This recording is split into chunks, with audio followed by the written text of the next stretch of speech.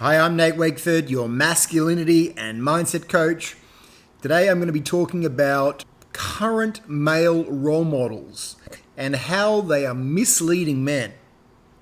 See, many of the examples of empowered masculinity today are not really so empowering. Examples like Top G, examples of men inside the red pill movement. See, many of these men are still very much focused on external validation. And if you notice, many of them are not really motivated towards family, very much motivated towards separation and division. And the very fundamental nature of masculinity is to generate, to give life, and then to protect, provide family. See, most of what is being represented as empowered masculinity is materialism, and it's focused on validation through conquest rather than loyalty and longevity in partnership and the provision and caretaking of the feminine. What this movement is based on is the pain that men are feeling, and so men are looking for a resolution.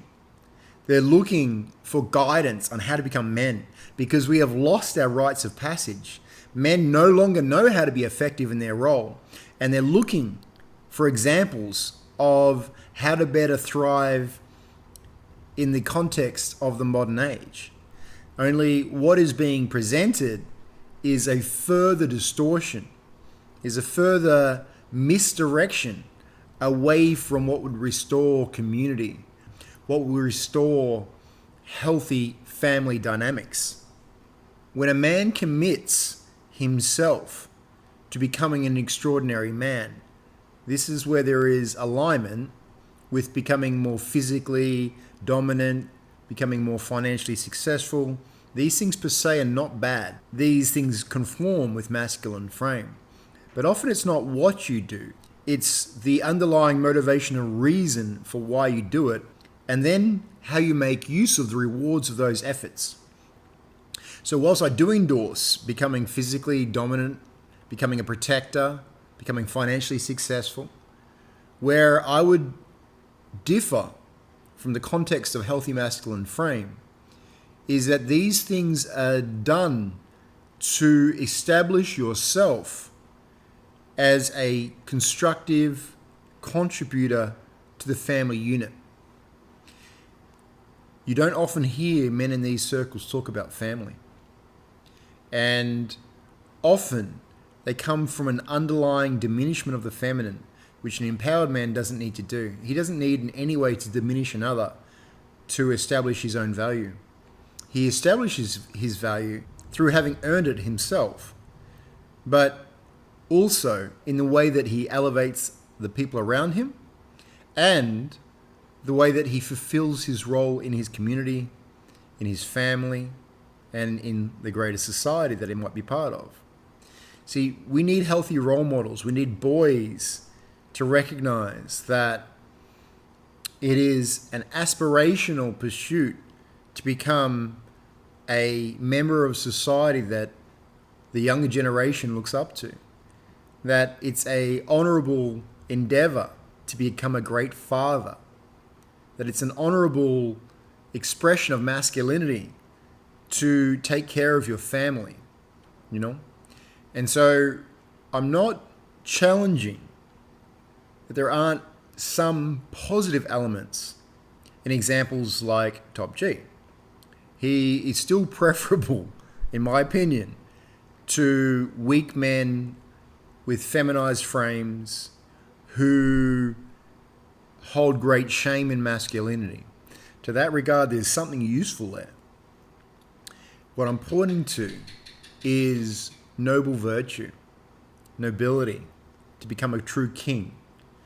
What instead we're seeing is a lack of integration in all four elements of the masculine archetype. We might see the warrior. Do we see the lover? Do we see the king? Do we see the magician? But very rarely do we see a fully integrated man who represents all archetypes. That's the complete man. And the king is the man who takes care of his kingdom. And inside that kingdom, he ensures the greater well-being of all. Inside that kingdom, he has a queen. He honors the feminine as much as he honors himself. He also honors his role in taking care of family. And this is where I feel that there's still a huge divergence. There's a lack of emphasis on family and community. And in my time, having gone through various stages of evolution, I've come to realize that so many of the issues facing society relate to the collapse of the family unit and the collapse of the tribe. We no longer live in proximity to each other. We no longer take care of each other as a tribe. We no longer know how to do community. We've fallen out of alignment with natural law. We no longer have the rites of passage that teach us how to be men and how to be women. We have fallen into this distortion when what is being taught and how we're raised does not help us to become better humans. It helps us to conform to this dystopian direction which is built upon the erosion of nationalism, the erosion of the family unit, the erosion of masculinity and healthy masculinity. So where there is a restoration of masculine power, I support that. Where there is a restoration of masculine power that reinforces the importance of family and community and uplifts the family unit, that is where we need to go. And also restore noble virtues, which is the reconnection to divine guidance. We express that which is in alignment with our Creator, because it's inside this context that we have honor, that we have integrity, we have nobility. Where we fall into the traps of demoralization,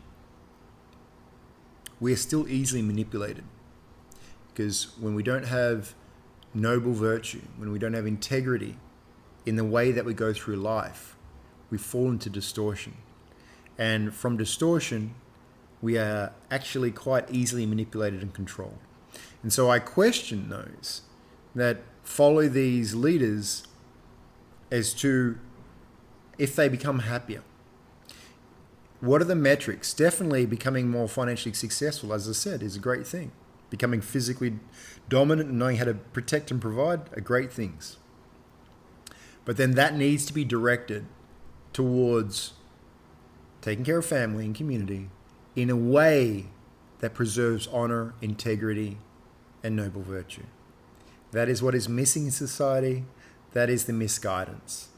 Take something good and distort it. Take something good and invert it. And in a realm where men need better examples of how to be healthy men, we need the rise of the father. We need the rise of men that are committed to community. We need a restoration of tribe and living in proximity where men and women find healthier ways to relate. Very little of what is shared with people like Top G talks about how to nurture longevity and thriving relationships. Very little talks about how to become an amazing father. And these are the very foundations of community. This is what's missing. So I encourage you to start to reflect on what type of man would you like to become? What is the version of masculinity that you most aspire towards?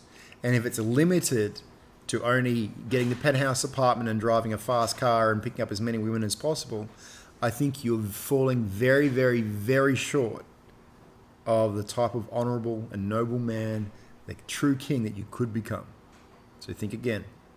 Thanks so much for watching this video. I hope it's been very useful. If you'd like to develop yourself into the true king you are, join the Sovereign Brotherhood. Details are in the captions below. And I can also support you in an accelerated path with one-to-one coaching. Again, you can look to the captions below and set up an alignment call with me. So thanks again for watching this video. I look forward to seeing you in the next one.